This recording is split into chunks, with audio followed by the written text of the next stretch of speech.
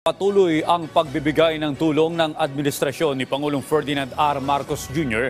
sa mga magsasakang apektado ng El Nino, partikular sa Western Visayas at Zamboanga Peninsula.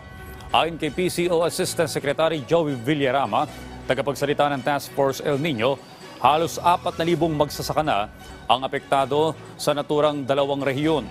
Paliwanag ng opisyal, bukod sa pagbibigay ng mga buto at mga hayop na maaaring pagkakitaan ng mga magsasaka sa gitna ng pag-iral ng El Nino, patuloy din ang pagbibigay ng financial aid. Bukod dito, inaayos din ang mga irigasyon at mga kagamitan na makakatulong sa kabuhayan ng ating mga kababayan.